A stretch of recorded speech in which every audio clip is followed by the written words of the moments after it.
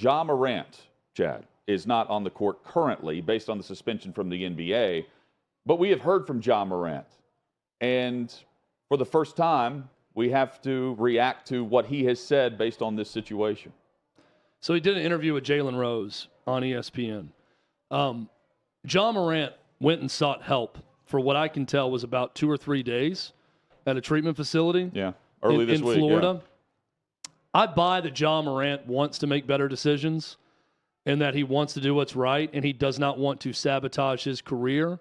But from what I could tell in that interview, Ja Morant went to a PR training session and not a treatment facility over the last few days. That was PR spin 101. He had the talking points down. It's ultimately on me. I now know what's at stake. I need to be better. I need to make better choices. I've let people down. I'm going to make sure I'm making better choices. But the issue that I have with everything he told Jalen Rose was there was still this air of, I know the way I'm being portrayed isn't accurate. I know what people are reporting and saying about me, and it's not accurate. If you're going to fall on the sword, samurai style, you can't take a half measure with it. You can't come in and say, I'm to blame, I'm at fault, I need help with how I deal with pressure and deal with stress, and then say, but I know that I'm being covered in an unfair way. It's not the way it works. You're being covered as a guy who's at a strip club flashing a pistol, fresh off of allegedly pointing a gun at an entire NBA basketball team. That's who you're being portrayed as. You've always gotten the benefit of the doubt since your days at Murray State. You were the plucky underdog story. The city of Memphis loves you. The NBA loves you. The league heralds your every triumph. Don't give me this how I've been portrayed in the media BS. You're being portrayed accurately as a punk. That's how you're being portrayed. I wish you the best. I hope that you sought treatment and you're going to get better and make better decisions. But let's not act like you're being portrayed in an unfair way. And when asked about the whole Indiana Pacers issue, his basic response was, well, the league investigated and didn't find anything. Wouldn't really confirm nor deny anything that happened. It was just, well, the league did their investigation and didn't find anything. Look, I think most of what he said, Hutton, was okay. Yeah. Right? I think it was fine. I think he's gone through PR training. His agent, his representation is telling him the right things to say. I didn't look in that interview and see a guy who's truly changed. Well, I see a guy who now has been threatened with the possibility of losing basketball, and that is important to him, and losing his meal ticket, and that's what he's responding to. But I'll keep this in mind.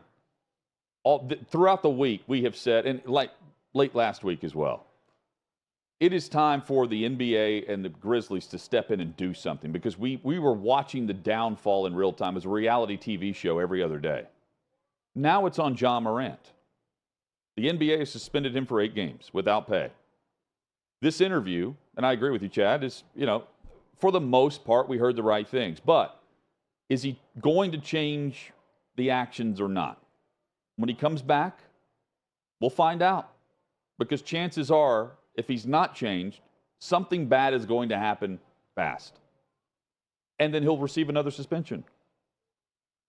And his comments were also on the instant reaction the day after, maybe the night of, his meeting with Adam Silver in New York. So whatever he's echoing in that, he's heard from the league. Plus, he's tacking on his side of the story. That's all good. But whenever your side of the story picks up again, you'll be on the court. And then what happens post-game will be on social media. And then we'll find out what happens from there.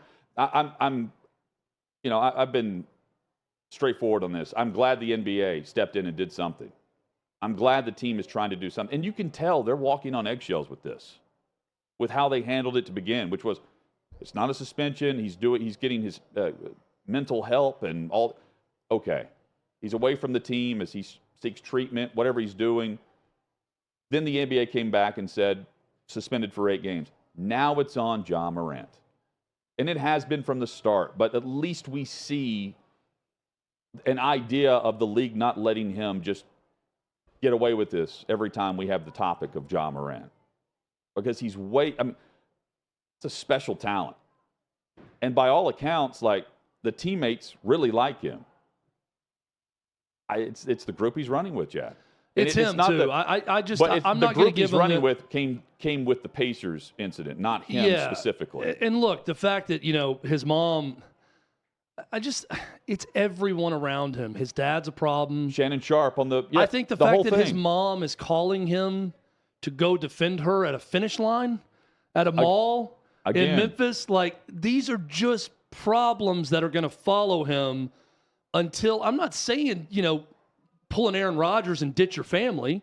Right. But I'm saying these are just issues that aren't going away. Look, I fully believe when I'm watching. The NBA can't step in on the family. I watched this interview 2 or 3 times with Jalen Rose. I see actual contrition in his eyes about the fact that, now what I'm doing could cost me the NBA. I think he's awakened to that possibility, that this could ruin my career.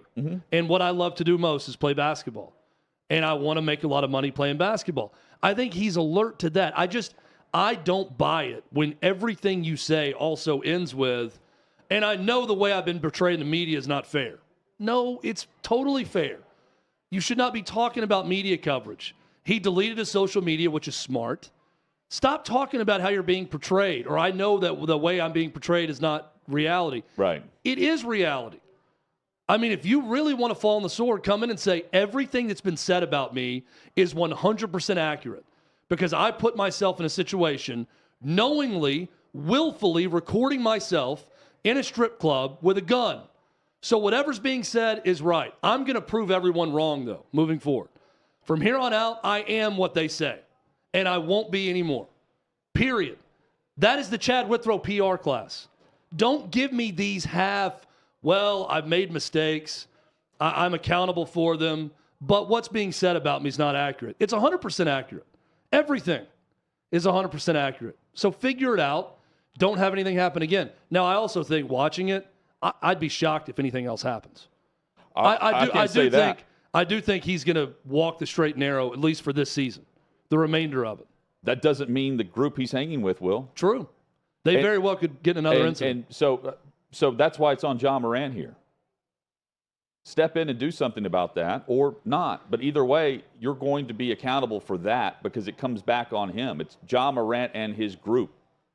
And we're not saying, like, you got to ditch your family. But the NBA can't step in on the family, right? You can't keep someone out of the arena and the travel crew that he's with. But with Ja Morant, he's got to be accountable for more than just him. Who represents him? That's the issue now moving forward. If I'm the Memphis Grizzlies, I'm investing in a paid vacation for everyone around him until the playoffs are over. Yeah, but send them to Europe for a month and a half. They've always followed him around, though. That's the thing. And I'm saying just to get through this year with a chance to do some damage in the playoffs. But and I know he needs them. It's more than this year. They need them away. For sure. It's moving more forward, than this season. That's not going to stop him from beating up a teenager in a pickup game. Right. When he's hanging out with his buddies this offseason. That's not going to stop him from showing up at a finish line to try to finish off the security guard there, Paul Blart Mall Cop, because his mom's mad at him. That's not going to stop any of that, but he's got to remove himself at least for this season and then figure things out.